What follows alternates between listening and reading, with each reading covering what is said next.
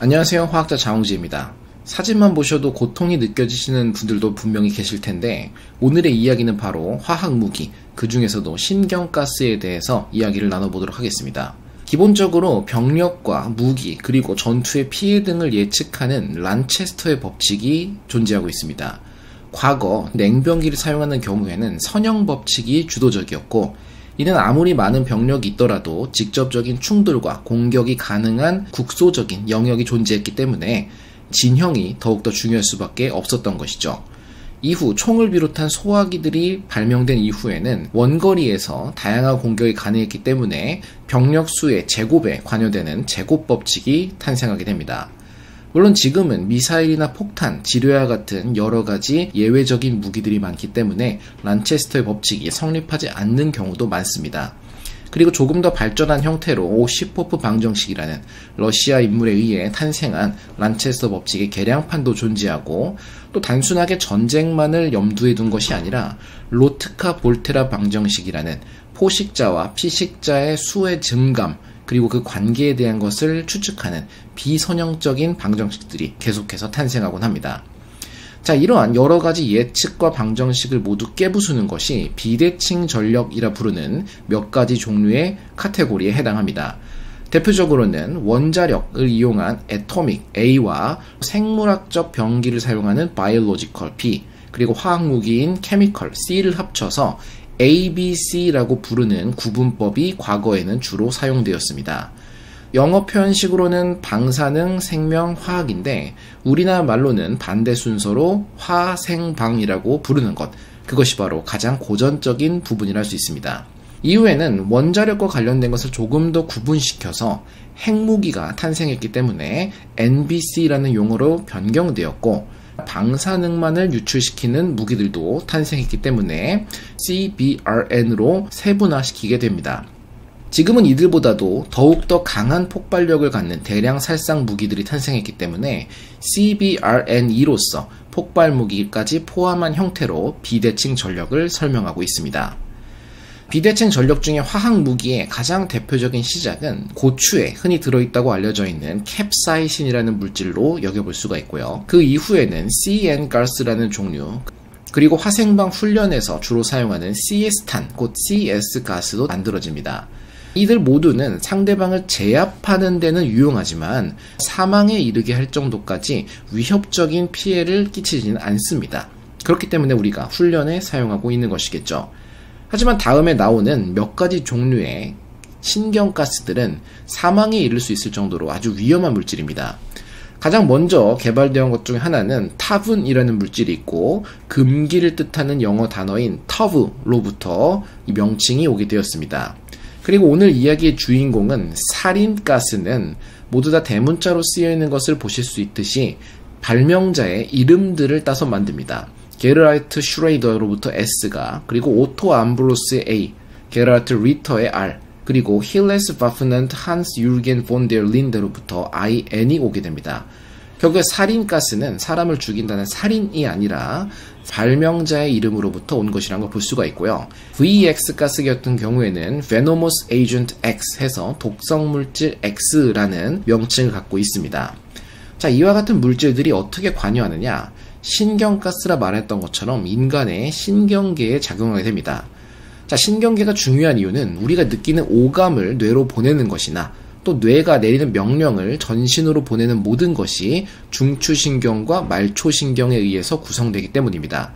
이들 중 어디 한 곳이라도 단절이 되거나 문제가 발생한다면 우리는 마음대로 몸을 움직일 수도 없고 기본적인 몸의 작용조차 유지될 수가 없는 것이죠.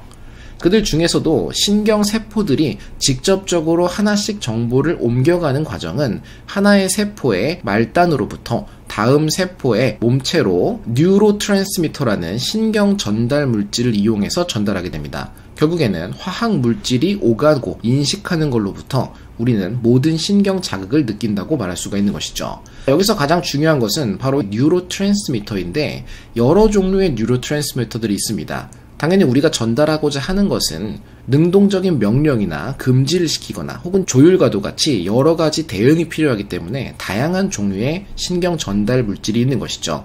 여러분들이 들어보셨을 도파민이라든지 행복감을 느끼게 하는 세로토닌을 비롯해서 또 아드레날린 등 여러 가지가 있고요. 그 중에서 신경가스와 가장 관계 깊은 것은 아세틸콜린이라고 부르는 다음과 같은 물질입니다. 신경세포들이 전달하는 과정은 간단히 생각해서 봉화를 올리는 거라고 떠올릴 수가 있습니다. 하나의 봉화가 올라가면 순차적으로 정보가 전달해서 경계나 다른 정보를 알리게 되는데, 만약에 이 중에 한 곳이라도 단절되거나 문제가 생긴다면 정보는 옮겨갈 수가 없겠죠. 이처럼 정보를 옮기는 과정은 과거부터 중요했기 때문에 우리가 흔히 떠올리는 비둘기를 이용해 정보를 전달하는 전서구를 함부로 사냥하거나 잡았을 때에는 매우 높은 벌금이 매겨지기도 했었고, 세계대전 당시에도 상대방의 정보를 약탈해서 해석할 수 있는 능력 자체가 판도를 바꾸는 중요한 계기이기도 했습니다. 우리와는 상관없다 느낄 수도 있지만 흔히 사용하는 OTP 역시 정보를 전달하는 과정으로 이해할 수가 있는 것이죠. 자, 그럼 신경가스는 어디에 영향을 미칠까? 일반적인 경우에는 신경 전달 물질이 작용한 이후에 계속해서 자극이 가면 안 되기 때문에 효소들이 전달 물질을 분해해서 제거하게 됩니다. 자극이 전해진 이후 자극이 사라지는 과정이 거치게 되는 것이죠. 하지만 우리가 살펴볼 사린가스 같은 경우에는 신경 전달 물질을 분해하는 효소에 달라붙어서 분해를 못하게 만듭니다. 그렇다면 자극이 과도하게 끝없이 전달되면서 우리 몸은 더 이상 제어할 수가 없게 됩니다. 이 모든 과정 역시 화학 반응을 통해 일어납니다. 효소는 아세틸콜린이라는 물질을 수소결합과 정전기적인 작용으로 인식해서 잡은 이후에 아세트산과 콜린이라는 두 가지 작은 조각으로 쪼개게 됩니다. 하지만 아세틸콜린을 분해하는 아세틸콜린 에스터레이즈라는 효소 속에 신경가스가 다가오게 된다면 이들 간에 끊어지지 않는 공유 결합을 만들게 되고, 이 효소는 더 이상 아세틸콜린을 분해할 수 없는 무용지물로 전락하게 돼버리는 것입니다. 자, 사린가스는 몸에 고통을 주는 것도 있지만 충분히 사람을 죽음으로 이르게 할 정도로 유독성이 높습니다. 심지어 가스이기 때문에 단순히 우리는 흡입하는 경우만을 떠올리지만 사린가스가 피부에 닿아도 눈물과 콧물이 멈추지 않고 배변과 소변조차도 멈추지 않고 계속해서 방출되는 모습을 볼 수가 있고요. 먹게 된다 하더라도 소화기관을 통해서 배설기관에 큰 문제를 일으키고, 눈에 닿기만 해도 눈물과 콧물과 침이 끝없이 흐르는 아주 고통스러운 결과로 연결됩니다. 사린가스는 우리와는 상관없는 너무나도 먼 이야기 같지만 일본에서 오음진리교라고 하는 종교 집단에서 테러용으로 사용했던 계기가 있었습니다. 사실 오음진리교 자체는 여러 가지 문제를 많이 일으켰는데요. 가장 유명한 것은 사린가스를 이용했던 95년 3월 20일 도쿄 지하철에서 사린가스를 배출시켰던 사건이 있었지만, 이보다 앞서서 탄저병이라든지 보툴리눔 독소, 심지어 자신들에게 반대하는 사람들을 VX가스라는 신경가스로 암살하려는 시도까지도 굉장히 많은 부정적인 역할을 했었습니다. 자, 이 오음진리교는 종교단체였지만 지도자가 선거에 나가게 돼요.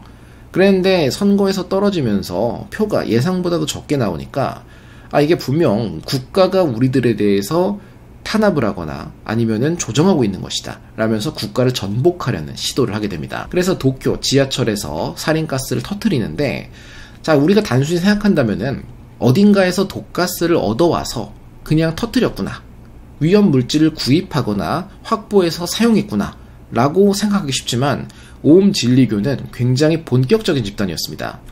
실제로 단면도를 보더라도 기니피그와 그리고 다른 실험시설들, 배양시설들로부터 탄저병을 직접 길러서 사용하기도 했었고요.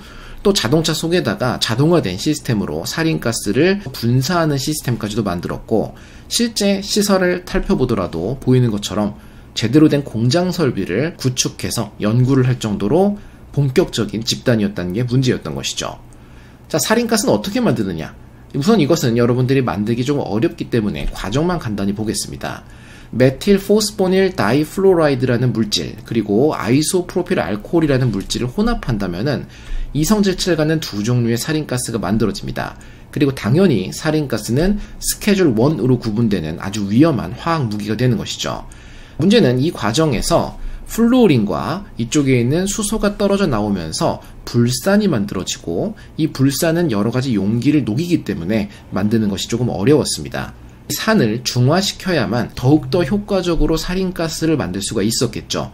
오음 진리교는 이것에 대한 연구를 해서 성과를 거둡니다. 바로 트라이에틸아민이라는 염기성 물질을 이용해서 더욱더 효과적으로 살인가스를 만들려고 시도를 하게 되었고요. 이에 대해서 효과를 크게 보지 못했더니 다른 방식으로 접근해서 다이메틸 아닐린이라는 또 다른 종류의 염기를 이용해서 아주 효과적으로 살인가스를 만드는 걸 연구하게 됩니다. 자, 우리가 이걸 할 수 없는 이유는 아이소프로필 알코올은 흔하게 구할 수 있는 물질이지만 또 다른 재료인 메틸포스포닐 다이플로라이드 역시 스케줄 1 화학 무기로 구분이 되고 있기 때문입니다. 이것을 만들거나 취급한다면 구속될 수가 있는 것이죠. 자, 그럼 이 물질은 어떻게 만든 것이냐? 클로린이 붙어있는 형태 물질에다가 불산이나 소듐 플로라이드를 섞으면 만들 수 있고요. 우리가 앞서 봤던 것처럼 이 결과물은 스케줄 1 무기였다면 시작 물질 역시 스케줄 2 화학 무기이기 때문에 사용하는 것이 어렵습니다. 그리고 이것을 오음 진리교는 사용을 했었고, 문제는 지금도 오음 진리교는 해체되지 않고 알레프라는 명칭으로 종교단체명을 바꿔서 활동을 이어가고 있습니다. 우리와 가까운 나라에 이와 같은 범죄성을 가지고 있는 종교단체가 있기 때문에 우리나라 역시 주목하고 있는 실정인 것이죠. 앞서 본 것처럼 이들의 기본적인 작용은 신경 전달 물질을 분해하지 못하게 만드는 역할이었는데, 그렇다면 살인 외에 다른 것들은 무엇이가 또 있을까? 다른 것들이 또 있습니다. 기본적으로 GVA로 세 가지 계열로 나누고, 우리가 봤던 타분이나 살인가스, 그리고 소만가스와 같은 모든 것들은 G 시리즈에 해당합니다. G라는 명칭은 개발자였던 게르하르트 슈레더 이름으로부터 따와서 G 시리즈라고 부르게 되고, 공통점은 인과 산소가 연결되어 있는 형태라는 걸 볼 수가 있는 것이죠. 대부분의 발명은 나치 독일 시대에 이루어졌고, 이들은 흔히 말하는 가스 형태이면서 쉽게 씻겨 나가기 때문에 물이나 약간의 염기성 용액으로 씻으면 빠르게 제거할 수가 있습니다. 하지만 V 시리즈 같은 경우에는 독성 물질이면서 황과 인이 연결되어 있는데 오일 형태로 되어 있는 액체 형태이고 휘발하지 않기 때문에 잘 씻겨나가지 않습니다. 이 물질은 영국에서 살충제를 만들다 처음 만들게 되었고 VX 형태로 불리게 됩니다. 황을 바로 밑에 있는 셀레늄이라는 원소로 바뀌면 독성을 수십 배 더 강하게 만들 수도 있습니다. 마지막으로 A 시리즈는 노비촉이라고 부르게 되는데, 인과 질소가 연결되어 있어서 아민이 포함되어 있다 해서 A 시리즈라고 부르고 소련에서 주로 연구했던 대상이었습니다. 자, 이 모든 것들의 독성을 비교해 본다면 우리가 흔히 생각하는 청산가리에 비해서 더 적은 양으로도 많은 독성을 보일 수가 있고요. 살인이나 타분이나 소만보다도 VX 가스가 더욱더 강한 독성을 갖는 것을 볼 수 있습니다.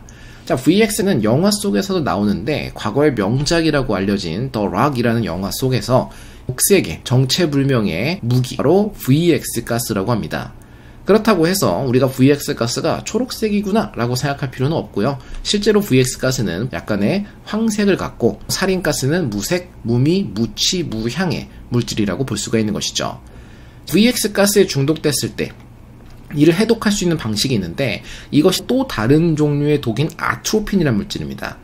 우리가 나중에는 아트로핀이란 물질이 무엇일지, 또 이것을 가지고 만들 수 있는 재밌는 게 무엇일지를 얘기해보면 좋을 것 같습니다. 자, 오늘의 요약은 살인가스는 발명자 이름을 말한 것이지 살인이라고 오해하면 안 된다. 그리고 들이마시게 된다면 눈물, 콧물, 침, 대변, 소변을 포함해서 모든 체액들을 내뱉으며 고통스럽게 죽기 때문에 인간의 존엄성이 없는 죽음을 볼 수가 있고, 이 모든 것이 일어나는 것은 화학 결합과 신경의 작용이라고 해석할 수가 있겠습니다.